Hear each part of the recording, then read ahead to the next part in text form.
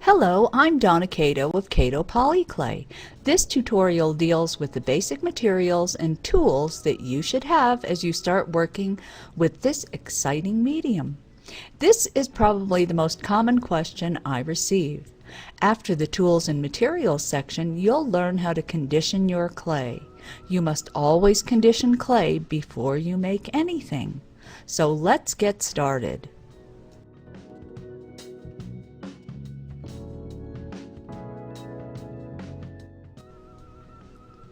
Cato Polyclay is an American-made product. People tend to think I must be a chemist. The clay bears my name, but honestly, I had the easy part. Van Aken did the hard work of making what I asked for real. So what did I ask for? I wanted a clay that's durable. I wanted a clay with color stability. I wanted a clay that would be easy to handle, and I wanted a clay that would be moderately easy to condition. You might ask, why moderate and not easy? It's a reasonable question. You see, in my experience, a clay that is easy to condition tends to be more difficult to handle. It may be too sticky or soft, and that makes it more difficult to achieve the finished items I wanted to make. Cato Polyclay actually has three forms of polymer clay. The first is the bar clay, those colored blocks. The second is polypaste. It's a polymer paste that is used to adhere pieces together. The third is our Cato Clear Medium. This is polymer clay in liquid form, and it's used to soften clay and also to improve the quality of the clay-to-clay bond. There's another product I'd like you to know about. It's called Repel Gel. It is the opposite of polypaste, so don't get these two materials confused. Whereas polypaste seeks to make clay-to-clay adherence stronger, Repel Gel seeks to ensure that parts will not stick together. It can be used wet or after it is dried. They both come in the same little pots, so it's very easy to confuse them. Tools, tools, tools.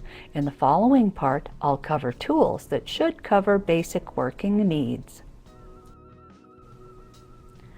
Isn't this a lovely table? Expensive too, I bet.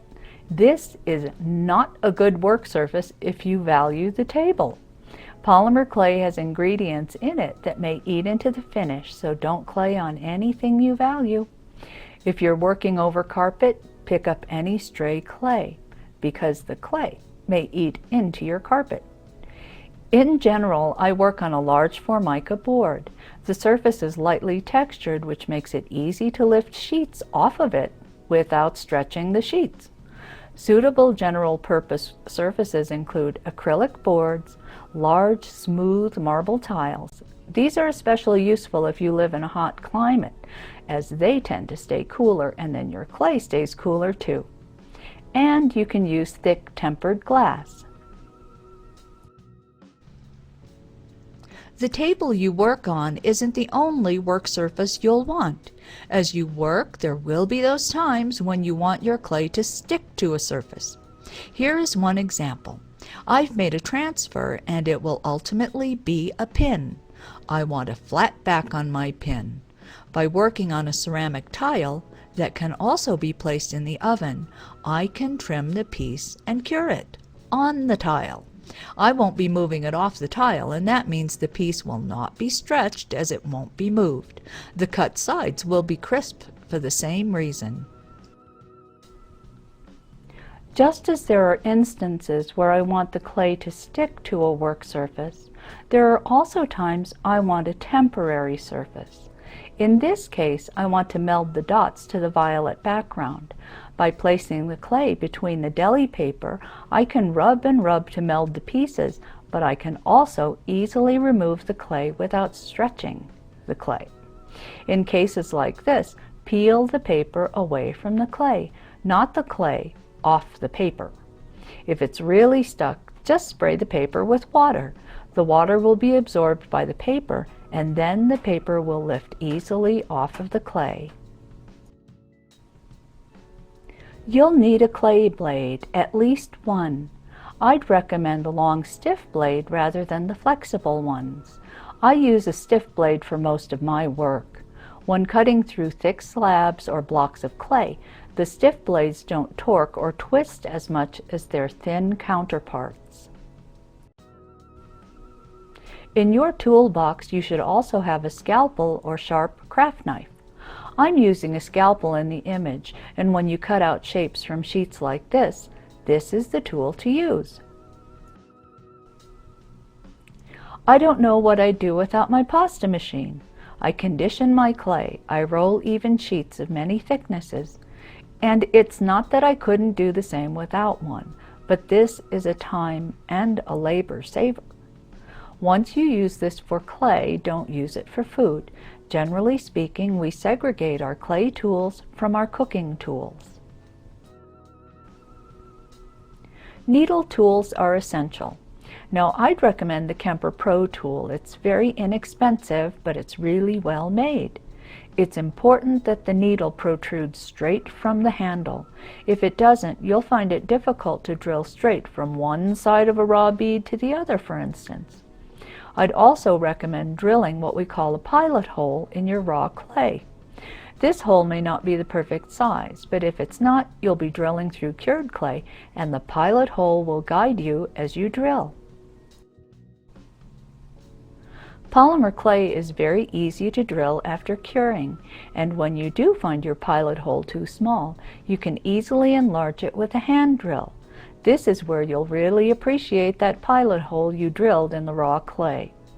On the left you see a pin vise. Now this tool is, for me, the ideal drill. It has a swivel on the end so you don't have to keep repositioning your hand as you drill. On the right, here are a few drill bits. I bought the bits, but I didn't buy the tool. Now, the reason for having rulers and measuring tools is probably obvious. You can measure the pieces you're making if it matters. For me, the most important use for a common ruler is when I'm making canes. In canes where you divide and reassemble, a ruler will minimize waste of good cane pattern. The Marksit is a tool I designed, and with it you can transfer millimeter increments on a rod or a slab with one press of the tool. I mention brushes here for one reason, and that is to answer another question. How do you clean a brush that has been used with liquid clay or polypaste? The answer for me is, I don't. I keep these brushes for use with those items only. I wipe the brushes with a paper towel, and that's it. The acrylic rod is the tool I first use when I condition my clay. I flatten the clay until it's just a little bit thicker than the thickest setting of my pasta machine. Then I roll the clay through. By doing this, I'm being kind to my pasta machine. It also begins the conditioning process by compressing and working the clay as it's being flattened. In the image on the left, I'm using my acrylic rod to shape a cylinder by holding it at an angle and rolling along its length. On the right, a thin metal tube. This is what I use to spot join and smooth. Of course, you could also use the acrylic rod, but I find it much easier to see what I'm doing if I use a fine rod. Even as a beginner, it's helpful to consider the finish to your pieces because how a piece feels is, to me, as important as how it looks. Sanding blocks come in grits, coarse, medium, fine, and are the way I start sanding any piece. If a piece needs a great deal of sanding, I'll start with coarse. If not, I start with medium or fine. After this initial sanding, I then move to either automotive wet-dry papers, 400, then 600, then 800 grit, or I finish a piece with micro mesh to a nice sheen. The best all-purpose adhesive for me is CA glue. That's short for cyanoacrylate glue. It's also commonly known as superglue. I use this glue primarily for gluing Bunicord, it's a rubber cord, into pieces like this heart. The bond forms fast and it's secure. Some glue metal findings, such as pin backs, to their cured pieces. Now, if you do this, make sure you press clay over the finding and cure again. I think this is the most secure if you're not going to make an invisible pin back. So CA glue glues clay to rubber, clay to clay, and clay to metal. Glass? No, it doesn't. If you wish to glue a piece of clay to glass, I'd recommend a silicone-based glue or two-part epoxy. Now, what is the best way to cure clay? Here you see the way I cure any clay pieces that are not flat-backed and any piece that needs support through the curing process. One characteristic of polymer clay is that as it cures, it gets momentarily softer before it gets hard, and when it's in that short, soft stage, it can change. Using a Sager box filled with baking soda provides the support for your pieces as they cure. They may get soft, but the clay has nowhere to go. You've given it all the support it needs. In the picture, you can see one lone bead on a mandrel suspended over the Sager box. Now, this bead has surface treatment, so it can't go directly into the powder. Having mandrels handy for cases like this one is advisable. You'll need an oven in which to cure your pieces. Now, I have 2 dedicated ovens for my clay. This is a lot to ask of you as you begin, so here's a safe way to use your home oven. Prepare a Sager box with a baking soda bed. Then nest your pieces in the powder. Slide the Sager box into an oven cooking bag. These are normally used for chicken, turkey stew. Now seal it up tightly and slide the whole thing in your oven. Any vapors that might collect on the inside of your oven will be contained within the oven cooking bag. These bags are reusable, so take care not to puncture them.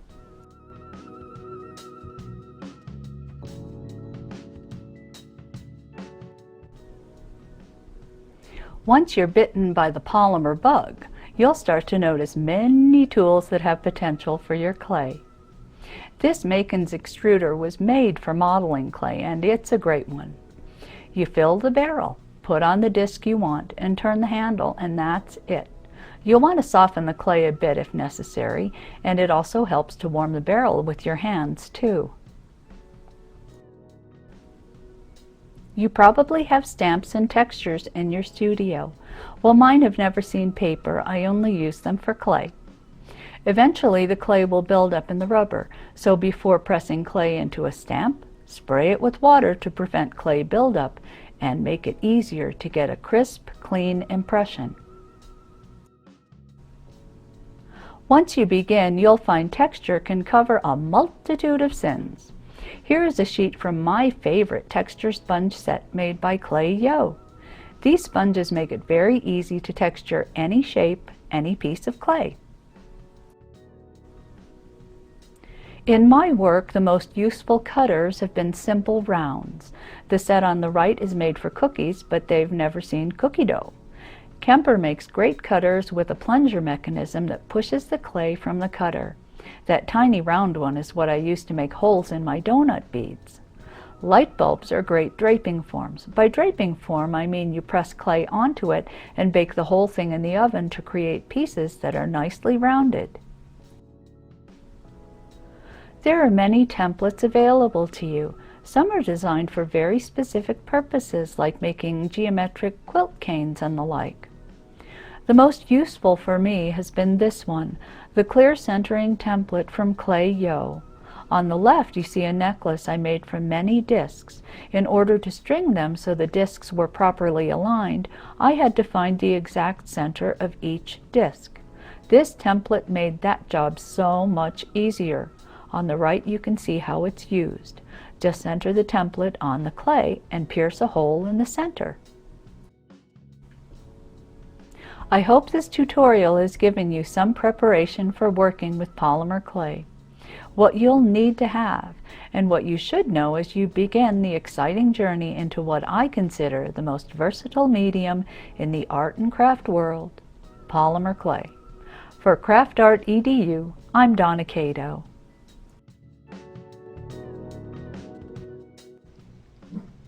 Now that you know the basic tools you'll need to begin and a few tools you might want to get later, let's condition our clay. As I said, this is a critical first step to working with this incredible and versatile medium.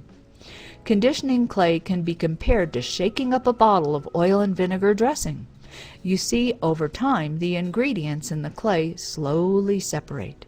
The dry migrates to the dry, the wet to the wet, and clay has both wet and dry ingredients. Failure to condition your clay will make your pieces less durable. Unconditioned clay is likely to crack as you work with it.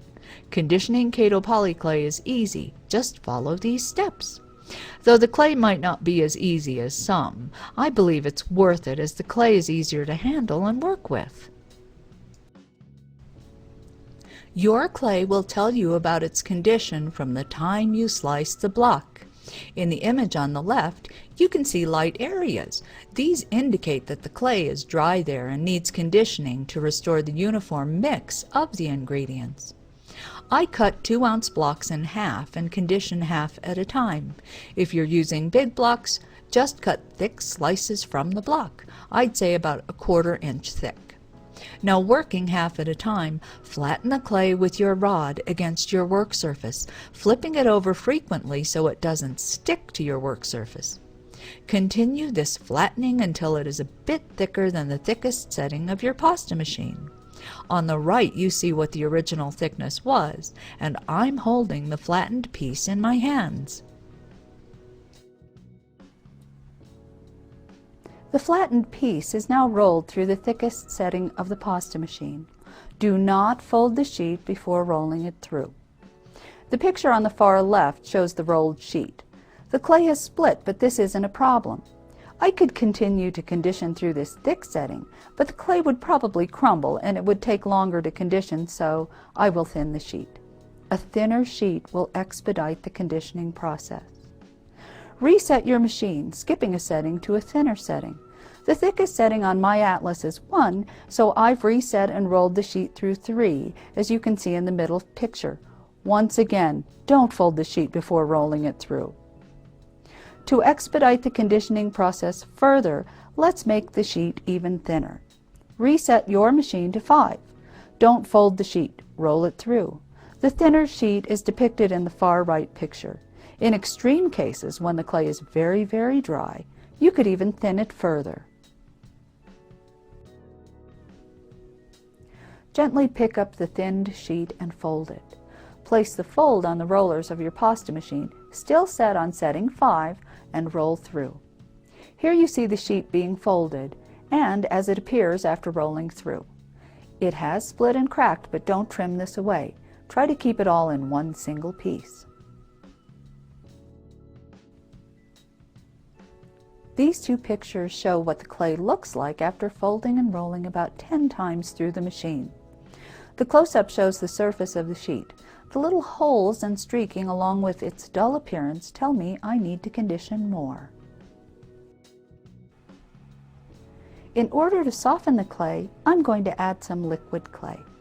Now, this isn't always required, but from experience, I know this clay needs the addition of a clay softener.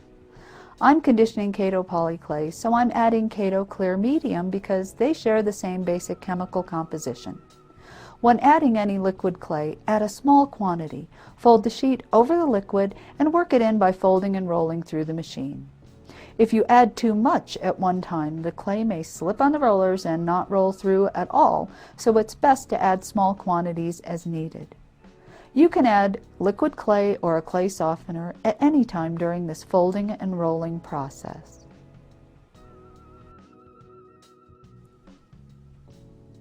Here you see the clay with the addition of liquid clay, folded and rolled about 10 more times.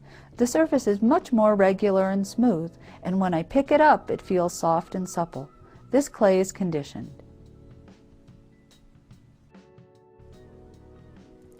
Here is a side-by-side comparison of the clay after being folded and rolled 10 times on the left and the conditioned clay on the right. You can see the difference in the surface sheen. The clay itself even appears blacker. Thank you for watching this tutorial on tools and materials and the all-important conditioning your clay. I hope it gives you the basic knowledge you need to get started. For Van Aken International and Cato Polyclay, I'm Donna Cato.